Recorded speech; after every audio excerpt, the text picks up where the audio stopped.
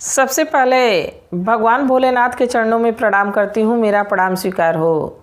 आदिशक्ति माँ भवानी गौरा के चरणों में प्रणाम करती हूँ, मेरा प्रणाम स्वीकार हो। सभी देवी देवताओं के चरणों में प्रणाम करती हूँ, मेरा प्रणाम स्वीकार हो। आप सभी गुरु भाई गुरु बहनों के चरणों में प्रणाम करती हूँ, मेरा प्रणाम स्वीकार हो। गुरु भाई गुरु बहनों, अगर मेरी वीडियो अच्छी लगे तो लाइक करिए, शेयर करिए। चैनल पे नए हैं तो सब्सक्राइब करिए। कमेंट में महादेव का नाम ज़रूर लिखा करिए। महादेव का नाम लिखने से, बोलने से सारे कष्ट दूर हो जाते हैं, तो महादेव का नाम ज़रूर लिखा करिए। और अगर जो आप लोगों को हमारे इंस्टा फेसबुक से जोड़ना है तो उसका लिंक वीडियो के डिस्क्रिप्शन बॉक्स में दिया गया है, ज़रूर फॉलो करिए। और आज जो मैं कहानी सुना रही हूँ महादेव के एक ऐसे भक्त की है, महादेव की कृपा से कैसे उसको मुक्ति मिल जाती है, तो कहानी को अंत तक देखा करिए। कहानी बहुत ही अच्छी है और अंत तक देखेंगे तभी पता चलेगा कि कहानियों में क्या रहस्य होता है, कहानियों में क्या समझाना चाहता है कोई। तो कहानी को अंत तक देखा करिए। हर कहानी में कुछ ना कुछ रहस्य जरूर रहता है। और महादेव का नाम थोड़ा सुबह लिया जाए, थोड़ा शाम लिया जाए, थोड़ा सुबह लिया जाए, थोड़ा शाम लिया जाए। शिव गुरु जी का नाम थोड़ा थोड़ा लिया जाए, महादेव जी का नाम थोड़ा थोड़ा लिया जाए। भगवान का नाम जरूर जपा करिए। भगवान का नाम जपने से, बोलने से जो है हमारे जीवन का उद्धार हो जाता है। तो आज की कहानी इसी पे आधारित है। भगवान के नाम पे, भगवान का नाम लेने से, भगवान की बड़ाई करने से कैसे मोक्ष की प्राप्ति हो जाती है। एक पक्षी था, कबूतर। कबूतर अक्सर देखेंगे गुरु भाई गुरु बहनों शांत जगह पे बैठते हैं और अपना बैठ के गुटुर करते रहते हैं। वैसे ही एक कबूतर था। कबूतर बहुत पुराना था। एक जगह जैसे हम लोग के गांव में शिव चर्चा होता है, वैसे ही उस गांव में एक पेड़ के नीचे शिव चर्चा हुआ करता था। तो जब शिव चर्चा होता, कबूतर वहाँ अस्थिर से बैठ के और शिव चर्चा सुना करता था और भगवान को याद करता रहता था कि महादेव, हम कौन सा कर्म किए थे कि हमको पक्षी का जन्म मिल गया। हम भी मनुष्य होते तो कितना सुंदर वाणी से हम भी आपकी भजन गाते, हम भी आपकी चर्चा सुनाते। उसके मन में जिज्ञासा रहती। अब उसकी इस जिज्ञासा को सुन के महादेव एक बार उसके सामने प्रकट हुए, कबूतर के सामने, और कहे कि ये बताओ, हम तुमसे बहुत प्रसन्न हैं। पक्षी होते हुए तुम हमको याद किए, हमारा ध्यान किए, हम तुमको कुछ देना चाहते हैं। तो कबूतर कहा कि प्रभु, हमको कुछ नहीं चाहिए।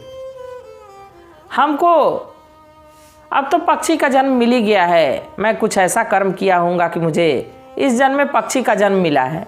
बाकी इसको भी मैं जीना चाहता हूँ और मैं आपसे एक चीज़ मांगना चाहता हूँ। तो महादेव कहे कि मैं तुमसे बहुत प्रसन्न हूँ, तुम मांग के देखो।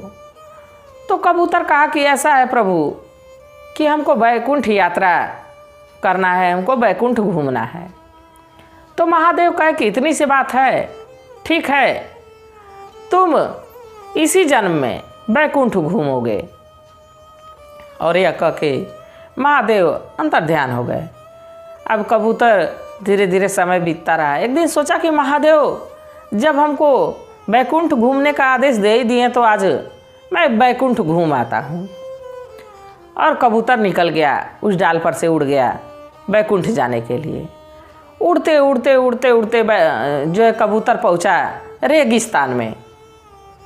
रेगिस्तान में जब पहुंचा तो वहाँ देखा कि एक चील है। चील का पूरा पंख झुलसा हुआ है और दर्द के मारे उसी रेगिस्तान में करा रहा है।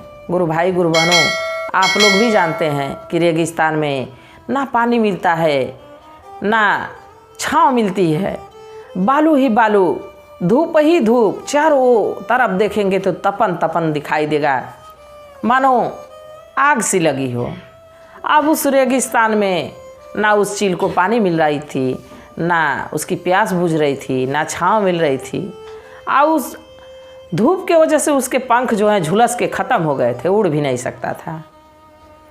अब कबूतर उसी रास्ते से जा रहा था तो उसकी नज़र चील पे पड़ती है। तो चील के पास जब जाता है तो चील कहता है कि अरे कबूतर भाई, तुम्हारे तो पंख बड़े सुंदर लग रहे हैं, तुम कहाँ जा रहे हो? तो कबूतर कहा कि ऐसा चील भाई कि मैं तो बैकुंठ यात्रा जा रहा हूँ। अरे तुम्हारी तो बड़ी दुर्दशा है। तो चील कहा कि हाँ, हमारी तो बड़ी दुख के दिन कट रहे हैं। तुम जब बैकुंठ जा ही रहे हो तो भगवान से पूछना कि हमको इतना कष्ट क्यों दिए हैं। कबूतर कहा कि ठीक है, मैं पूछूंगा। अब फिर वहाँ से उड़ा कबूतर। जाते जाते जाते जाते कुछ दूर जब पहुँचा तो नारद मुनि मिले। गुरु भाई, नारद मुनि जो सबकी खबर रखते हैं, चाहे वो माताएं हो और चाहे प्रभु हो, वो तो सबकी खोज खबर रखने वाले, तीनों लोकों में विचरने वाले नारद मुनि। जब कबूतर की मुलाकात नारद मुनि से हुई तो नारद मुनि सोचे कि एक पक्षी होके और ये कहाँ इधर जा रहा है उड़े हुए आकाश की तरफ। तो नारद मुनि कबूतर से पूछे कि अरे कबूतर, इधर कहाँ तुम जा रहे हो? तो कबूतर कहा कि देव ऋषि, मैं तो जा रहा हूँ बैकुंठ यात्रा के लिए। तो नारद मुनि कहे कि ऐसा है कि जब तुम बैकुंठ यात्रा के लिए जा रहे हो तो तुम इतने उदास क्यों लग रहे हो? वहाँ तो श्री हरि के दर्शन होंगे। तो कबूतर कहा कि मैं अपने दुख से दुखी नहीं हूँ, मैं तो एक चील के दुख से दुखी हूँ।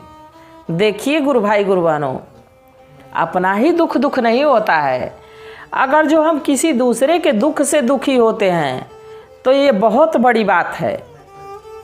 अब वो कबूतर चील के दुख से दुखी था। अब नारद मुनि कहे कि वो अपने कर्मों की सजा भोग रहा होगा, तुम क्यों दुखी हो? तुम तो प्रभु की कृपा से श्री हरि विष्णु भगवान के दर्शन करने जा रहे हो। तो कहा कि कोई उपाय बता देते कि चील का दुख थोड़ा कम हो जाता। तो देव ऋषि कहे कि उसका दुख तो मैं नहीं कम कर सकता, मैं नहीं बता सकता।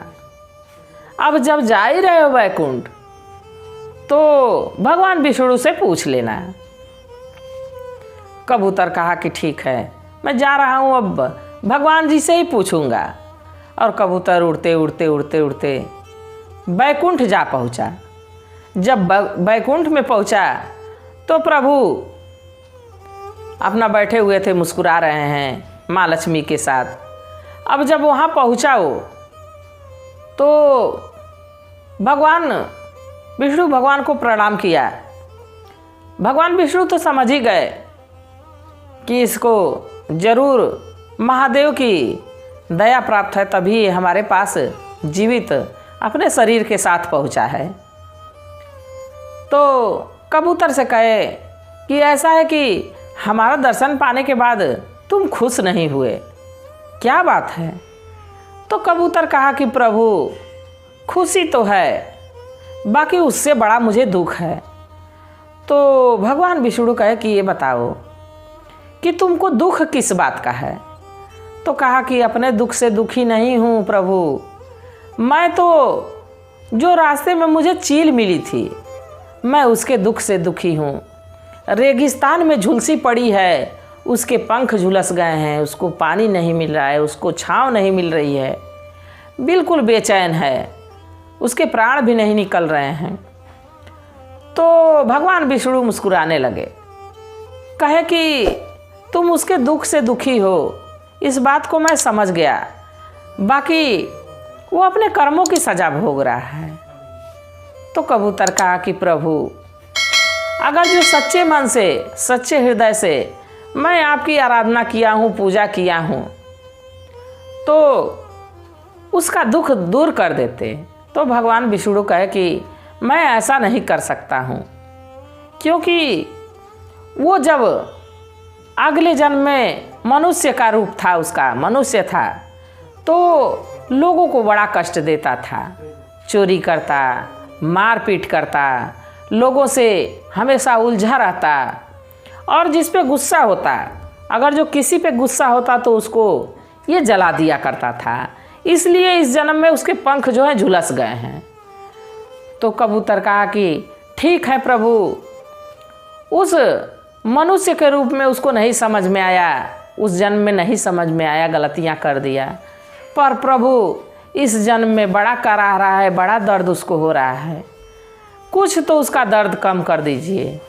अब उसके निवेदन पे, उसके रिक्वेस्ट पे माँ लक्ष्मी भावुक हो गई, कहीं कि अरे प्रभु कबूतर की थोड़ी सी मदद कर दीजिए। अगर जो दूसरे के लिए भला मना रहा है, दूसरे के लिए, अपने लिए कुछ नहीं मांग रहा है, तो कुछ तो उसकी मदद कर दीजिए। तो प्रभु कहे कि ठीक है, जाओ उससे कह देना कि वो भगवान का नाम ले और कहे कि हे प्रभु, जो आप किए हैं, जो आप हमको इस जन्म में दिए हैं, वो बहुत है। ये जन्म हमारा धन्य हो गया, मैं इस जन्म से बहुत खुश हूँ। मेरे जैसा भक्त नहीं और आपके जैसा भगवान नहीं, मैं इस जन्म से बहुत खुश हूँ।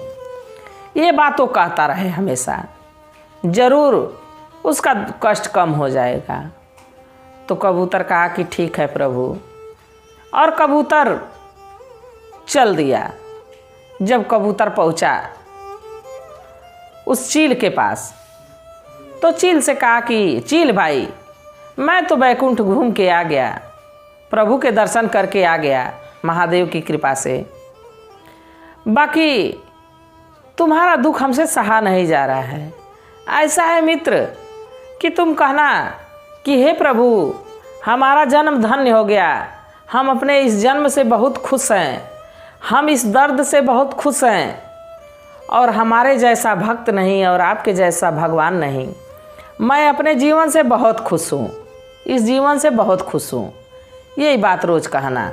तो चील कहा कि ये बताओ भाई कि हम इतने दर्द में हैं, इतनी यात्रा में हैं, हमारे शरीर में जलन हो रही है, हमारे पंख काम नहीं कर रहे हैं, और हम कैसे कहेंगे कि हे प्रभु, जो दिए हो सब कुछ बहुत अच्छा है, हमारा जीवन बहुत अच्छा है। ये तो झूठी बात हो गई। तो कहा कि अरे प्रभु का ही नाम लेना है, प्रभु का ही गुणगान करना है, उनकी बड़ाई ही करनी है तो कर लेना, हो सके प्रभु की कृपा तुम्हारे पे हो जाए, प्रभु की दया हो जाए। तो चील कहा कि ठीक है भाई, मैं यही कहूँगा। अब कबूतर वहाँ से चला गया। बाकी जो चील था अब रोज़ यही बात कहने लगा कि हे प्रभु, जो हमको ये जीवन मिला है बड़ा अच्छा है, और जो आप हमको दिए हैं हमारे जीवन में, जो कष्ट है, जो दुख है, वो परेशानी है, वो भी बहुत अच्छी है, और हमारे जैसा भक्त नहीं और आपके जैसा भगवान नहीं कि हमको इतना सुंदर जीवन दिए। अब रोज़ यही बात कहता रहा। एक दिन उसी रास्ते से भगवान विष्णु और माँ लक्ष्मी धरती पे विचरते हुए, घूमते हुए पहुँचे। तो घूमते घूमते उसी रेगिस्तान में पहुँच गए। जब उस चील की आवाज़ को सुनी माता लक्ष्मी, तो कहीं कि प्रभु, आप देख रहे हैं कि आपका कोई भक्त है जो आपका नाम लिए जा रहा है, बाकी मैं देख रही हूँ कि वो बड़ा कष्ट में है, उसके पंख भी झुलसे हुए हैं, उड़ नहीं सकता है, कितने धूप में इस रेगिस्तान में पड़ा हुआ है, असहाय स्थिति में, और आपका नाम लेके बड़ा आपकी बड़ाई कर रहा है। तो प्रभु तो समझ ही गए कि ये तो सब हमारी ही लीला है, हम ही जो है ये लीला रचाए थे, और लग रहा है अब हम ही को ठीक भी करना पड़ेगा। ये तो माँ लक्ष्मी अब मानने से रही नहीं। तो भगवान विष्णु उनकी बात को अनसुना कर दिए। अब माँ लक्ष्मी जिद पेड़ गई, कहीं कि मैं यहाँ से आगे जाऊँगी ही नहीं जब तक इसका कुछ अच्छा नहीं करेंगे, इसका जीवन धन्य नहीं करेंगे।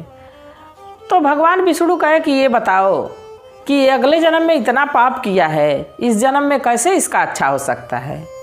हाँ, इस जन्म में हमारे लिए पूजा कर रहा है, हमको याद कर रहा है, तो ज़रूर अगला जन्म में सोचा जाएगा। तो माँ लक्ष्मी बड़ी जिद्दी, आप कहीं नहीं नहीं, मैं यहाँ से तो अब जाऊँगी ही नहीं आगे आपके साथ, अगर जो आपको इसका देखना है तो देख लीजिए। अब भगवान विष्णु परेशान, बिना लक्ष्मी माता के कहाँ जाएं। कहे ठीक है, मैं इतना कर सकता हूँ कि इसकी पंख सही कर दूंगा। तो माँ लक्ष्मी कहीं कि ठीक है, पंख ही सही कर दीजिए। अब भगवान विष्णु के चमत्कार से, उनकी कृपा से, उनकी दया से उस चील का पंख तो अच्छा हो गया।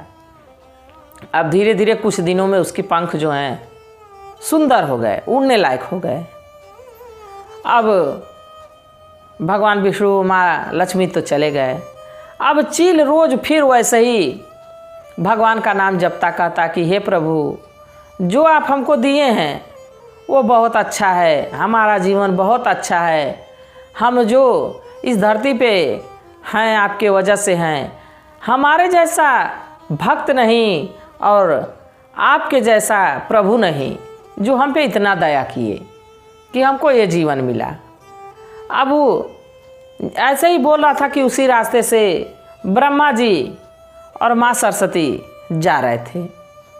अब माँ सरस्वती की नज़र उस चील पे पड़ती है, कहीं कि इसके पंख झुलसे हुए थे, थोड़े पंख तो इसको ठीक लग रहे हैं, बाकी अभी भी उड़ नहीं सकता है। और इस रेगिस्तान में ना इसके लिए खाने पीने के लिए कुछ है, ना जल है, ना कुछ इसके खाने के लिए है, और दूर दूर तक कोई पेड़ पौधा नहीं है। ये बड़े कष्ट में है और भगवान की कितनी बड़ाई कर रहा है। तो माँ सरस्वती ब्रह्मा जी से कही कि हे ब्रह्मा जी, आप सुन रहे हैं, ये भगवान की इतनी तारीफ़ कर रहा है, भगवान के लिए इतना धन्यवाद कर रहा है अपने जीवन के लिए, और ये इतना कष्ट में है, इसका कुछ कष्ट कम कर देते। तो भगवान ब्रह्मा भी यही कहे कि अगले जन्म में मनुष्य था, लोगों को बहुत यातनाएं दिया, बहुत दर्द दिया, मार पिटाई किया, झगड़ा किया, बवाल किया, और गुस्सा था तो लोगों को जला देता था, तो इस जन्म में उसको दंड मिला है। तो माँ सरस्वती ये माता तो एकदम सीधे स्वभाव की हैं। अब ये लगी भगवान से, ब्रह्मा जी से रिक्वेस्ट करने कि हे ब्रह्मा जी, इनको चील को कुछ तो ऐसा कर दीजिए कि जो इसका जीवन धन्य हो जाए। अब ब्रह्मा जी कहे कि अब तो ये माता जाएंगी नहीं, अब तो इसके लिए कुछ करना ही पड़ेगा। अब ब्रह्मा जी वहीं रेगिस्तान में एक तालाब का निर्माण किए, उसमें जल और कुछ पेड़ पौधों का वहाँ पे निर्माण किए कि वहाँ तालाब के साथ साथ पेड़ पौधे भी हो जाएं ताकि चील को छाया मिले। अब जब कुछ दिन में देखी चील की वहाँ नज़दीक में तालाब है, वहाँ पेड़ पौधा है, तो घसकते घसकते चील जब वहाँ गई और तालाब से जल पी और उस पेड़ पौधे के छाया में रहने लगी, तो धीरे धीरे उसके पंख सही हो गए और वो उड़ने लगी। जब उड़ने लगी, फिर कबूतर महादेव को याद कर रहा था, तभी महादेव उसको दर्शन दिए। तो कबूतर कहा कि प्रभु, मैं जो दृश्य देख के आया हूँ रेगिस्तान से, हमको भूलता नहीं है। तो महादेव कहे कि चलो चल के देखा जाए कि उसकी हालत क्या है। तो कबूतर महादेव के साथ वहाँ पहुँचा, और जब पहुँचा तो देखा कि वहाँ खूब सुंदर तालाब है और चील जो है अपना वहाँ पे खूब चील सुंदर हो गई है, उसका पंख भी सुंदर हो गया है और अपना वहाँ चल रही है। तो जब ये कबूतर देखा तो कहा कि महादेव, जो आपको याद करे, जो आपका ध्यान करे, उसका भला ना हो, देखिए सब आप ही की दया दृष्टि है। तो देखिए गुरु भाई गुरु बहनों, अगर जो कोई अच्छा करता है तो ज़रूर अच्छाई सामने आती है, अगर जो कोई बुरा करता है तो बुराई भी आती है। अगर जो चील अत्याचार नहीं किया रहता, अपने अगले जन्म में बुराई नहीं किया रहता, पाप नहीं किया रहता, तो चील के जन्म में क्यों उसको इतना दर्द होता, क्यों इतनी परेशानी होती। बाकी एक कबूतर के वजह से, एक महादेव के भक्त के वजह से उसका भी जीवन जो है सेफ हो गया। महादेव की दया दृष्टि पड़ी, कृपा हुई कि भगवान विष्णु ब्रह्मा जी मिलके और उसको निर्मल किए। तो गुरु भाई गुरु बहनों, मुसीबत हम मनुष्यों पे नहीं आती है, मुसीबत पशु पक्षियों पे भी आती है, और वो भी महादेव के उतने ही भक्त होते हैं जितना कि हम। तो अगर जो एक कबूतर और एक चील भगवान को याद करके अपना जीवन धन्य बना सकते हैं, तो हम आप क्यों नहीं। हमको तो बोलने की शक्ति है, सुनने की शक्ति है, किसी से बात करने की शक्ति है, भगवान की महिमा के बारे में बताने की शक्ति है, तो हम लोग क्यों नहीं अच्छे राह पे चल सकते हैं। हम खुद भी अच्छे राह पे चलें और दूसरों को भी चलाने की कोशिश करें। यही इस कहानी के माध्यम से यही पता चलता है कि हम तो सुधरे ही, दूसरों को भी सुधारने की कोशिश करनी चाहिए। अगर जो कोई भटका है, कोई व्यक्ति नहीं जान पाता है भगवान की महिमा के बारे में, तो उसको बताना चाहिए। तो कहानी कैसी थी गुरु भाई गुरु बहनों, ज़रूर बताइएगा। इसी के साथ हर हर महादेव।